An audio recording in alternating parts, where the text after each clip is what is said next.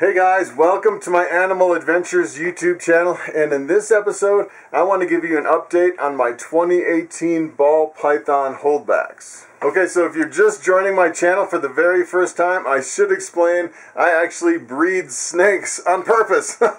And I breed ball pythons. I have a lot of ball pythons in this room, and this year I had over 100 hatchlings, believe it or not, and out of those 100 I held back 12 of them. And typically people will hold back the best of the best of the best just so they can improve their breeding stock in future years. And what I'm going to do is I'm going to go through and pull them one by one, and I'm going to put them on this table, and I'm going to set this camera up on a tripod, and I want to show you in detail how each one's doing. And some of them are really changing their size. They're getting a little bit bigger. Some of them are changing colors. Some are getting really bright yellow. Have changed quite a bit since when they hatched out. And then I want to get a weight on them so we can keep tracking their progress over the next few months. Okay, so let me give you a quick tour of the room. I actually have some tanks here with frogs. I've been getting into the frogs. I've been squeezing them in this room. And then over here, this rack, I have 3 of my holdback ball pythons, and this whole rack was almost completely full of ball python babies, and I sold almost all of them at the shows this year.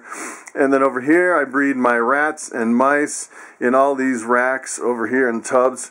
And then in this rack over here, I keep all my adult ball pythons. These are basically the females that have given me all of my babies. And then over here in this rack, actually these are the ones I still have left, and I'll be selling at the show. I have about 40 ball pythons left. I'll be selling at the shows in early 2019, and then hopefully I'll get some more ball python hatchlings for the shows in the fall. And then over here I keep most of my males, and then on the top I've been keeping my holdbacks. So what I want to do is I'm just going to go through and start pulling tubs. And this is kind of the setup, how they look.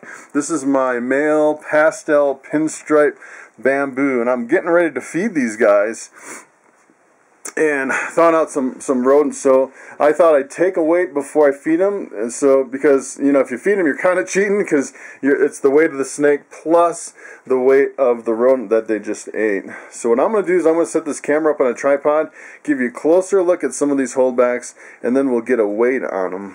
Alright, so take a look at this snake. This is actually one of my favorites. I've never really seen one in person, and I've seen very few snakes like this. This is actually a 3-gene animal with the pastel, the pinstripe, and the bamboo. And it's interesting how they coil up like that, because that is what makes them a ball python. They coil up into a ball when they get scared, and this guy's kind of scared at the moment, so he's balling up.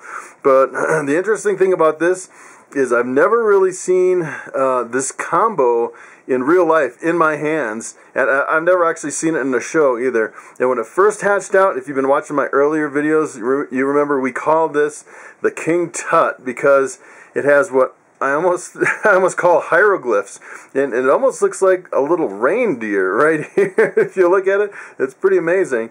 And some of these look like birds and different animals. I thought it was really interesting, and he's really gaining some weight. He's holding his color really well, and he's eating really well. These bamboos eat like crazy. No problems with him eating at all. So let's take a weight on him and see how much he's weighing. Okay, so I have my little scale here, and I'm going to see how much this guy weighs. And he's coming in at 226 grams. And for a male, you can actually start breeding him at about 400. I don't know if he's going to be ready. Well, he definitely won't be ready this year, because I'm already pairing up snakes. But next year, he'll definitely be ready to pair up. And if we pair him up, we'll get pastels, pinstripes, bamboos. And if I mix them in with some other combos, we could even add some more genes and maybe get some 4- and 5-gene animals, which would be pretty incredible. Alright, take a look at this girl. This is a female pastel scaleless head, and she is growing really fast, getting some good weight on her. She's eating really well, and the scaleless heads have just a few scales, missing from their head. And when you breed two scaleless heads together, a certain percentage of the babies are totally scaleless. A ball python with no scales, and you wouldn't believe what they look like with no scales. The colors are just really incredible, and it's one of the latest morphs in the ball python craze, and the price has really come down for the scaleless heads, and now everyone is after the totally scaleless ball pythons. And it takes a while to make them because it takes 2 copies of the gene to actually get a visual. And it's a good thing in a way, because if it's like a dominant or a co-dominant, you can produce them really fast, and that's why the prices have come down. But if it takes longer to make, it kind of holds its price longer over the years, because people can't produce them as fast. So let's take a weight on this girl and see what she's coming in at. Okay, so typically on these females, it takes 2 to 3 years for them to come up to 1,500 grams. She's coming in at 327 grams. Not bad at all.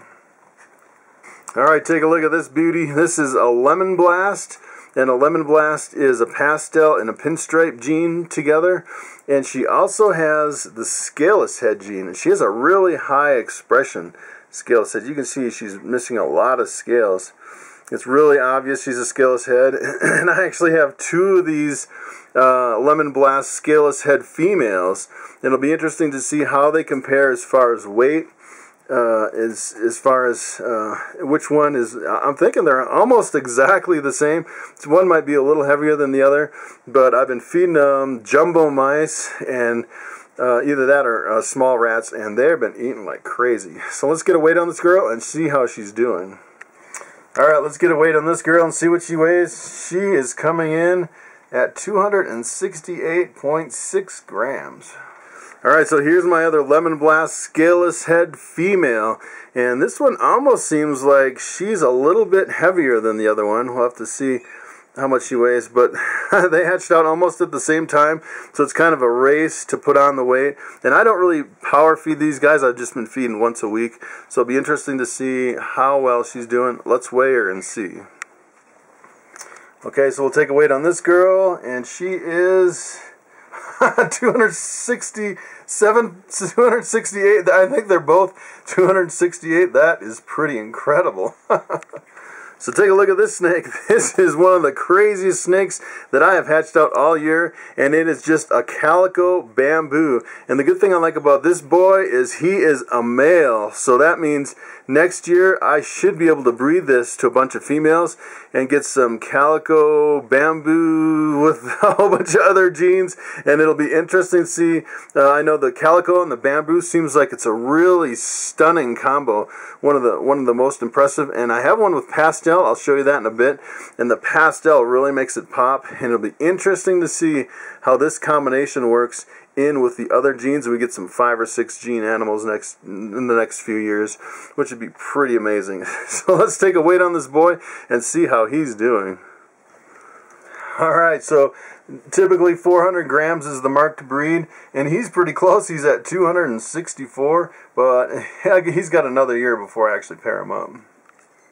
Okay, so take a look at this snake. You might be thinking at first glance, hey, that just looks like a normal ball python, like the wild type, the one you find in the wild, and typically they sell for about $20, and this one actually has some other genes mixed in, and if you look really close at his head, he is a scaleless head, and the mother of this was actually 100% caramel albino, het for caramel albino, so he's 50% het caramel albino. So what I'm going to do with this guy is I'm going to breed him back to another female that's 100% het caramel albino, and hopefully I'll hit that recessive and get a caramel albino scaleless head, and then eventually I'll be shooting for the totally scaleless caramel albino. So let's get a weight on this guy and see how he's doing. Okay, so put him in here, and he is coming in at 185.7 grams. Alright, so take a look at this girl. This is another calico bamboo, and I thought it was a little bit interesting that it didn't have quite the pattern on the side is almost totally wiped out, and it looks completely different than my other calico bamboo. So I thought it was an interesting snake to hold back. And this one's a female. So the females take about 3 years to mature. And the other one's my male, so I'll be able to breed back to stuff. But it's also good to have females, because then I can breed some of my other multi-gene males back to the female and get some other combos I couldn't normally get with just the male. So let's take a weight on her and see how she's doing. Alright, so let's take a look. She is coming in at 299 grams. Very nice. So take a look at this girl. She is almost glowing. This is similar to my other one that has the pinstripe and the bamboo, except this one doesn't have the pastel in it, and this one's a female. So it's another 2 to 3 years before she'll be ready to breed. But it's interesting, the older she gets, kind of the lighter and the brighter it comes out, and it's not quite the same hieroglyphics. If you strip away the pastel gene, the pattern on the back is more of kind of bigger, more consistently repeating patterns, not quite as broken up. But she is a really stunning snake. She's got quite a while to go before I can actually breed her. And I actually had some of these at my table during the reptile shows, and people would be shocked to see a snake as bright, as intense as this this bamboo pinstripe. So let's get a weight on her and see what she's coming in at. Alright, so this girl seems to run more than my other snakes. I don't know if it's in the genes or not. She's coming in at 241 grams. She's a beautiful snake. Okay, so take a look at this girl. This is what I call my dinker project, because a dinker, if you're not familiar with ball python terms, a dinker is something you pop out and you think there's something there, something maybe new, and you're not sure exactly what it is, and you hold it back as a dinker.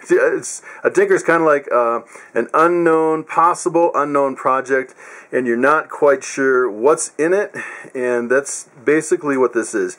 So when she first popped out, I thought she was a normal, and then I started looking along the sides, and to me it looks like there is definitely something going on here more than just a normal. And I actually popped this out of my Coral Glow 100% het pied, so it's possible that this snake is het pied, but typically with het pied you see really strong tracks down the belly, really dark bands along either side of the belly, and you really don't see it on this snake. So I'm not sure if it's just an unusual het pied, or if there's actually something else going on. And I thought I'd just breed this. I want to raise this up, breed it back to that Coral Glow in about 2 to 3 years, and see if we can pop something really cool out of this snake. So let's get a weight and see how she's doing. Okay, let's see what she's coming in at. She's coming in at 259.8 grams. Alright, so take a look at this beauty. This is actually a bamboo lesser. So it has the bamboo gene and the lesser gene, and it's a female, so it's going to take 2 to 3 years before she's ready to breed. But the interesting thing about this snake is that it's allelic. So if you breed this with a normal, all the babies will be either bamboo or lesser, which is pretty cool.